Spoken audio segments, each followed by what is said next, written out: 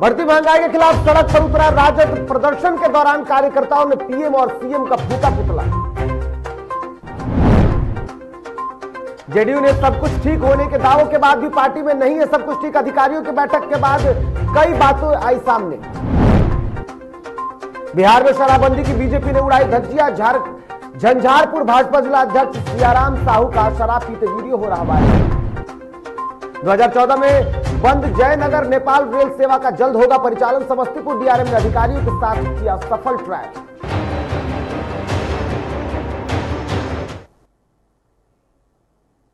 नमस्कार, आप देख रहे हैं डीटीवी भारत और मैं हूं आपके साथ निर्भय किशोर। तो आइए खबरों को विस्तार से जानते हैं और सबसे पहले बात आज राजद की करेंगे। देश में बढ़ती महंगाई के विरोध में रविवार को राजद कार्यकर्ता सड़कों पर उतर आए। इस दौरान राजद कार्यकर्ताओं ने प्रखंडों में बिहार के मुख्यमंत्री और प्रधानमंत्री का पुतला फूंका विरोध जताया है। प्रदर्शन के दौरान राजद नेताओं ने कहा कि देश में नरेंद्र मोदी की सरकार में महंगाई चरम पर है, बेरोजगारी बढ़ रही है और किसानों के हितों के खिलाफ बिल लाकर किसानों के ऊपर कुठाराघात किया गया है। साथ ही उन्होंने कहा कि बढ़ते डीजल पेट्रोल की बढ़ती हुई कीमतें अब आम आवाम को प्रभावित कर रही है और भाजपा की सरकार बेखबर बनकर लगातार पेट्रोल डीजल की कीमत में वृद्धि कर रही है। देश में बेरोजगारी चरम सीमा पर है और रोजगार देने में सरकार अक्षम साबित हो रही है। तो बिल्कुल आपको बता दूं, ये 4 तस्वीरें देखिए। दरअसल अलग अलग तस्वीरें भी देखने को मिली इस दौरान। पश्चिमी चंपारण के बगहा की ये तस्वीरें हैं जहां पर प्रधानमंत्री और मुख्यमंत्री का पुतला फूंका गया। इसके साथ साथ दरभंगा की तस्वीरें देखिए। दूसरी तस्वीरें दरभंगा की है जहां पर राजद के कार्यकर्ताओं ने महंगाई के खिलाफ जमकर हल्ला बोला और सरकार को लेकर के जमकर निशाने भी साधे। इसके साथ साथ तीसरी तस्वीर जो है वो नालंदा की तस्वीर है। नालंदा में भी जो राजद के कार्यकर्ता हैं वो सड़कों पर थे और इस दौरान उन्होंने प्रदर्शन किया। तो सहरसा में भी कार्यकर्ता जो थे वो पीछे नहीं रहे और इस दौरान वहां पर लोगों ने जमकर नारेबाजी भी की साथ और कार्यकर्ताओं ने सरकार के खिलाफ हल्ला बोला। इस दौरान कहीं टायर गाड़ी की सवारी दिखी तो कहीं सिलेंडर लेकर के भी प्रदर्शन करते नजर आए। तो कई जगहों पर राजद के कार्यकर्ताओं ने साइकिल यात्रा भी निकाली।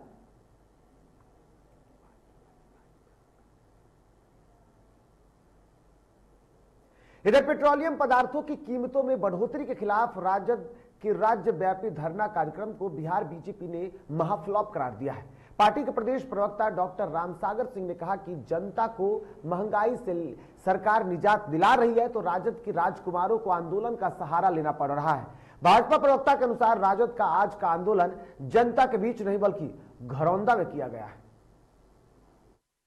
भी घुमा था। अब उसका नेता ही कहा कि प्रखंड कार्यालय पर प्रदर्शन करने के लिए। अब वो घर में किया है और घर भी नहीं कहिए घरकुन्ना में किया है। अब घरकुन्ना में प्रदर्शन होता है। प्रदर्शन का शोभा होता है जनता ही गायब है प्रदर्शन से। तो प्रदर्शन कैसा है? क्योंकि लोगों को तो महंगाई दिखाई नहीं पड़ रही है। अब ये बाजार जाते नहीं है तो इनको दाम पता नहीं। इधर जनता दल यूनाइटेड की नई प्रदेश कमेटी की गठन के बाद नव मनोनीत प्रदेश अधिकारियों की पहली बैठक रविवार को जदयू प्रदेश कार्यालय में हुई और इस अहम बैठक में बिहार के मुख्यमंत्री, पार्टी के राष्ट्रीय अध्यक्ष और केंद्रीय इस्पात मंत्री आरसीपी सिंह ने वर्चुअल माध्यम से हिस्सा लिया। वहीं बिहार सरकार के मंत्री अशोक चौधरी और जेडीयू के कई बड़े नेता जो थे वो भी शामिल रहे। इस दौरान उमेश कुशवाहा भी शामिल है। तमाम बड़े नेता प्रदेश कार्यालय पहुंचे। वहीं इस बैठक में सीएम नीतीश कुमार ने विधानसभा चुनाव में जनता दल यूनाइटेड के खराब प्रदर्शन को लेकर के चिंता जाहिर की और कहा कि विधानसभा चुनाव में पार्टी ने बेहतर परफॉर्मेंस नहीं किया। उन्होंने कहा कि वह जनता के बीच जाएं और इस कारण को समझने की कोशिश करें कि आखिर पार्टी कहां से कमी रह गई कि वो जनता के बीच में अपना बेहतर परफॉर्मेंस नहीं कर सकी। वहीं इस बैठक में मिले संकेतों के मुताबिक देखा जाए तो केंद्रीय मंत्रिमंडल में शामिल होने वाले जनता दल यूनाइटेड के राष्ट्रीय अध्यक्ष आरसीपी सिंह जल्द ही अध्यक्ष की कुर्सी छोड़ सकते हैं। इस बैठक के दौरान नीतीश कुमार ने कई बार उपेंद्र कुशवाहा की चर्चा की। उपेंद्र कुशवाहा जिस तरीके से बिहार दौरे पर निकले उनकी चर्चा करते हुए नीतीश कुमार ने उनके काम को सराहना दी है, जिसके बाद ये अंदेशा लगाया जा रहा है कि कुशवाहा को पार्टी में और भी बड़ी जिम्मेदारी मिल सकती है।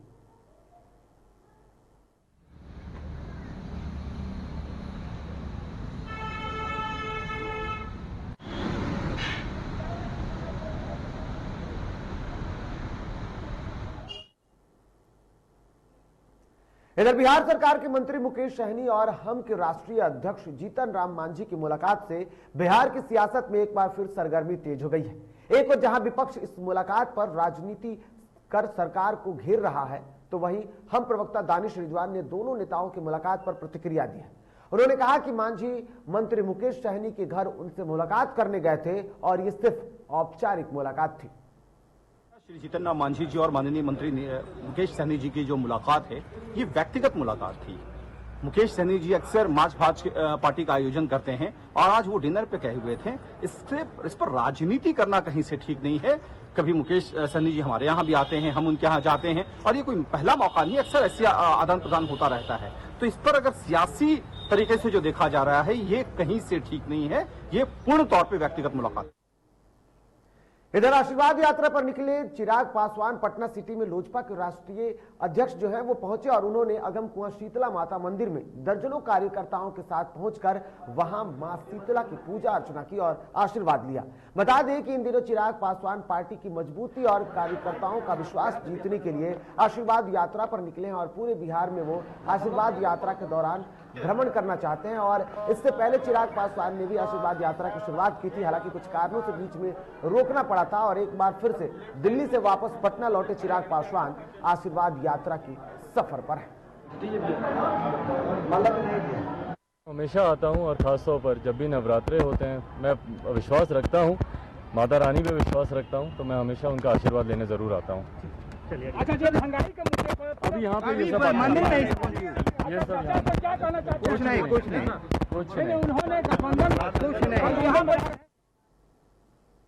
इधर राजधानी पटना में शनिवार को आईएएस अधिकारी सुबोध कुमार द्वारा थाने में एफआईआर दर्ज कराने का मामला लगातार तूल पकड़ रहा है, जिसको लेकर नेता प्रतिपक्ष तेजस्वी यादव ने एक बार फिर नीतीश सरकार पर हमला बोला है। उन्होंने कहा कि एक ईमानदार व्यक्ति अगर किसी पर आरोप लगाता है तो गलत नहीं है। हमने कभी ऐसा नहीं देखा कि एक सचिव रैंक का अधिकारी अगर मुख्यमंत्री के खिलाफ एफआईआर दर्ज कराने जाए तो उसका मामला दर्ज नहीं किया जाएगा। वहीं उन्होंने बढ़ती महंगाई पर भी सरकार पर हमला बोला। ईमानदार अधिकारी जो है बकायदा दस्तावेज लेकर के विथ एविडेंस लेकर के थाने पहुंचा रहा। आप कहते हैं कि यहाँ सुशासन का राज है, ना किसी को बचाते हैं ना किसी को फंसाते हैं। कहाँ गया आपका ये दावा? पूरी तरीके से खोखला रहा। और एक अधिकारी जो चीफ सेक्रेटरी रैंक का है उसका आप एफआईआर नहीं ले रहे। आप इतना बड़ा कभी भी हमको याद नहीं है कि कोई भी चीफ सेक्रेटरी रैंक का व्यक्ति अधिकारी जो है वो मुख्यमंत्री पर एफआईआर करने गया हो थाना। इधर बिहार में कहने के लिए शराबबंदी है, परंतु शराब का सेवन आम बात हो गई है। शराबबंदी कानून की धज्जियां आम लोग तो उड़ा ही रहे हैं, उस पर पुलिस कार्रवाई होना लाजमी है। परंतु सरकारी पार्टी का जिम्मेदार व्यक्ति अगर, माफ कीजिएगा, सरकारी जो पार्टी है यानी कि बीजेपी, उसका जिम्मेदार व्यक्ति अगर शराबबंदी कानून की धज्जियां उड़ाए तो उस पर कार्रवाई कौन करेगा? जी हां, झंझारपुर भाजपा जिला अध्यक्ष सियाराम साहू का वीडियो शराब का सेवन करते हुए सोशल मीडिया पर काफी तेजी से वायरल हो रहा है, परंतु डीटीवी भारत उस वीडियो की पुष्टि नहीं करता है। लेकिन शराबबंदी वाले बिहार में सत्ताधारी पार्टी कि किसी जिला अध्यक्ष का वीडियो गाना बजाने के साथ अपने साथियों के साथ शराब का सेवन करते हुए वायरल हो जाना, ये आम बात होता दिख रहा है। और ऐसे में सबसे बड़ा सवाल उठता है कि आखिर में इन लोगों पर कार्रवाई कब होगी या फिर इनके ऊपर कार्रवाई होगी भी कि नहीं होगी। इधर बेतिया के लौरिया में जहरीली शराब से मौत का आंकड़ा भले ही फिलहाल थम गया हो, लेकिन बीमार लोगों की संख्या बढ़ती जा रही है। रामनगर थाने के मंगुराहा गांव के हरिजन टोला में जहरीली शराब से नूर आलम खान और नरहिया टोला के सुखल मियां के आंखों की रोशनी चली गई है। जिला प्रशासन को जब इस बात की जानकारी हुई तो रामनगर पीएचसी की एक टीम दोनों के घर पहुंची और दोनों का जांच किया गया। रामनगर पीएचसी की टीम में शामिल डॉक्टर ऐश्वर्य चौबे ने दोनों का चेकअप किया और आंख के डॉक्टर को दिखाने की सलाह दी है।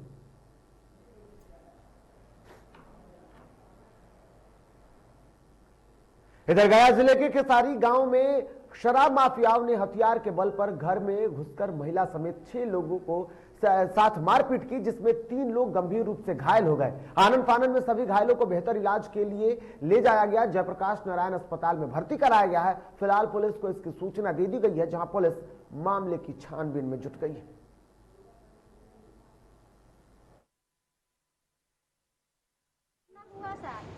सब 2 नंबर के धंधा कर रहा है। क्या करता है? दारू अच्छा, बेच रहा था। तब बेच रहा था, दिया प्रशासन, तो प्रशासन तो करके ले चल दिया। तो कुछ दिन जेल में रहा और जेल से छूटा तो हमने के गरीब आदमी के मतलब सक्का करके गरीब जान के कहता है कि आप लोग को फंसा। इधर पटना सिटी में पुलिस को बड़ी सफलता हाथ लगी है, जहां माल सलामी इलाके में गश्ती के दौरान हथियार के साथ कुछ लोगों को गिरफ्तार किया गया है। पुलिस के मुताबिक एक वाहन में 4 लोग जा रहे थे, तभी पुलिस ने वाहन चेकिंग के लिए गाड़ी रोकी। इसी दौरान वे भागने के लिए निकले, जिसके बाद उसे पकड़ लिया गया। वहीं गिरफ्तार लोगों के पास से हथियार भी बरामद किया गया। फिलहाल पुलिस उनसे पूछताछ कर रही है। वहीं जिस गाड़ी से ये हथियार बरामद हुए हैं उस पर राजद का झंडा लगा हुआ था, जिसके बाद जांच की प्रक्रिया और तेज कर दी गई है। रात्रि में गश्ती के क्रम में एक बोलेरो आ रही थी शाहपुरा की ओर से, उसको रुकवाया गया तो उस पर से उतरते ही लोग भागने लगे, जिसको पुलिस बल की सहायता से कब्जा में लिया गया। छानबीन किया गया तो उसमें से 2 हथियार रिकवर हुआ। 4 लोगों की गिरफ्तारी हुई है। कुछ लोग भाग गए हैं, जिनका भी पहचान किया जा रहा है जांच पड़ताल में। जो आएगा सामने गाड़ी मालिक के। इधर मधुबनी में भारत और नेपाल के अंतर्राष्ट्रीय सीमावर्ती क्षेत्र में रहने वाले लोगों के बीच बेटी रोटी का संबंध है। इस संबंध को आने वाले कुछ दिनों में और मजबूत मिलने की संभावना है।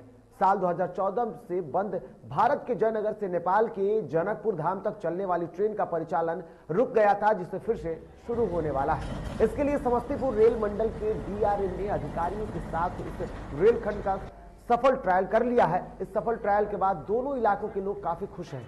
इस बार भारत के जयनगर से खुलने वाली ट्रेन नेपाल के जनकपुर होते हुए कुर्था तक जाएगी, जिससे यात्रियों का जो यात्रा करने का सफर होगा वो पूर्ण रूप से अब सामान्य हो जाएगा और लोगों को इससे सुविधा मिल सकती है।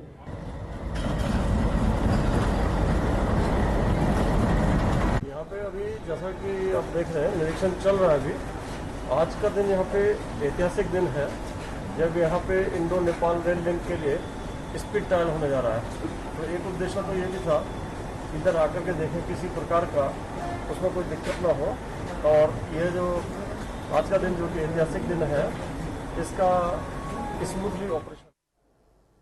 इधर बिहार में मानसून एक बार फिर से सक्रिय हो गया है, जिसका नतीजा रहा कि राजधानी पटना समेत सूबे के कई जिलों में झमाझम बारिश हो रही है, जिसको लेकर आपदा प्रबंधक विभाग की ओर से पहले से ही अलर्ट जारी किया गया था। वहीं हवा के साथ साथ तेज बारिश और वज्रपात को लेकर चेतावनी भी जारी की गई थी। विभाग ने रविवार की शाम 4 बजे तक लोगों को घर से बाहर नहीं निकलने की अपील की थी।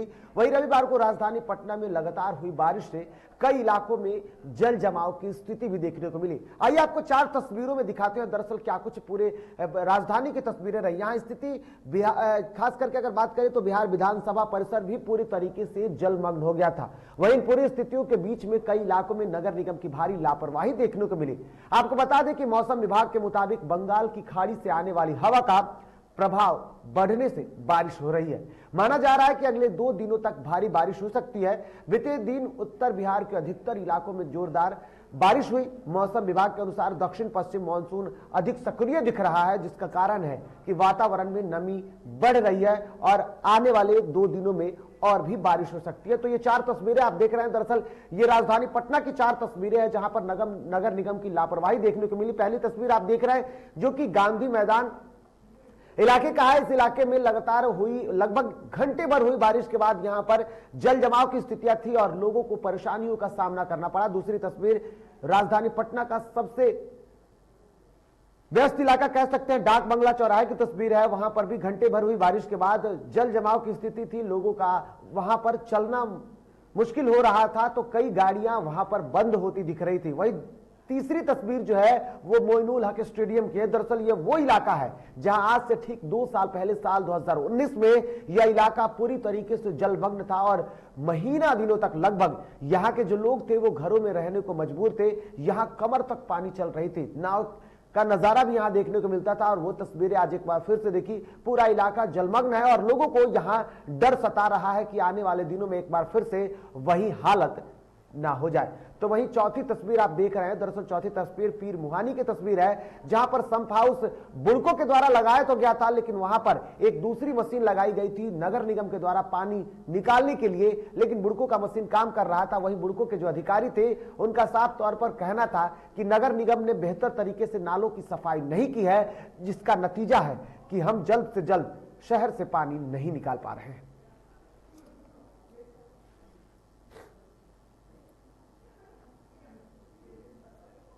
वहीं बिहार में मौसम फिर से सक्रिय हो गया, जिसका नतीजा रहा कि पटना में बारिश के बाद जम करके जो स्थितियां बिगड़ गई वो देखने वाली थी। बारिश नहीं हो रही थी, लेकिन रविवार को मानसून सक्रिय होने के काफी दिनों बाद पटना में जोरदार जब बारिश हुई, हालांकि इस जोरदार बारिश ने बिहार का सबसे बड़ा दूसरा अस्पताल जो है वो एनएमसीएच अस्पताल पूरी तरीके से डूब गया। महत्वपूर्ण घंटों की बारिश के बाद एनएमसीएच के औषधि विभाग में जल जमाव देखने को मिला। हालांकि जिस वार्ड में जल जमाव था वहां पर बहुत सारे मरीज और उसके तीमारदार को भी इस जल जमाव का सामना करना पड़ रहा था। लोग यहां पर परेशान थे, मजबूर थे, तो वहीं यहां इलाज करने वाले जो डॉक्टर थे उनको भी समस्याओं का सामना करना पड़ा। इस जल जमाव में वो भी परेशान दिख रहे थे। इससे पहले भी हालांकि जब भी राजधानी पटना में बारिश तेज होती है तो एनएमसीएच अस्पताल पूर्ण रूप से जलमग्न हो जाता है और एक बार फिर से वो तस्वीर एनएमसीएच की देखने को मिली है। बाढ़ में पानी घुसा हुआ है। कहाँ भर्ती हैं आप? एनएमसीएच में। उसके बाद में बहुत कठिनाई यहाँ है। बाथरूम तक पानी घुसा हुआ है। बाथरूम तक पानी घुसा हुआ है। ये वार्ड है। वार्ड है। इधर भोजपुरी में अश्लीलता के खिलाफ मुहिम जारी है। वहीं भोजपुरी में अश्लीलता खुलेआम परोसने पर पटना में समाज सेविका सुधा वर्गीस ने सरकार पर जमकर निशाना साधा है। क्या कुछ कहा उन्होंने, जरा एक बार सुनिए। नियम तो है, लेकिन कौन इसको निगरानी कौन रखते हैं, नियम का पालन हो रहा है कि नहीं। जैसे आज भी ऑटो रिक्शा में इतना क्या बोले अश्लील गाना बजाते जाते हैं। वो ड्राइवर का मनमानी है, लेकिन जो बैठे हैं कोई कुछ नहीं बोल सकते हैं, कोई कुछ नहीं बोल सकते हैं। और महिलाओं का एक क्या बोले एक टारगेट बनाए। इधर गुमला जिले के चैनपुर के सीमावर्ती जंगल में बिछाए गए 3 आईडी बम जो है उसे बरामद किए गए हैं। सुरक्षा बलों ने जंगल में बम को निष्क्रिय कर दिया है। वहीं अन्य बमों की तलाश अभी भी जारी रही।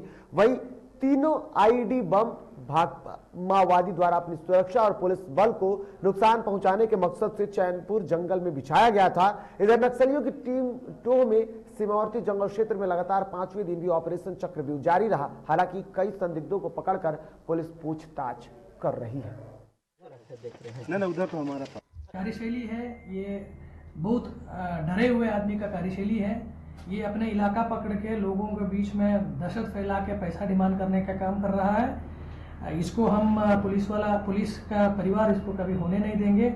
हम लोग लगातार इनके ऊपर अभियान चलाएंगे और इनको हम बहुत बार रिक्वेस्ट भी किया है कि आप सरेंडर होके आइए। अगर आप सरेंडर करने के लिए सोच नहीं रहा है, आप पुलिस का लोहा खाने के लिए। तो खबरों के सफर में फिलहाल इतना ही। ताजा तरीन खबरों के लिए आप देखते रहिए DTV भारत। फिलहाल मुझे और मेरी टीम को दीजिए इजाजत। नमस्कार।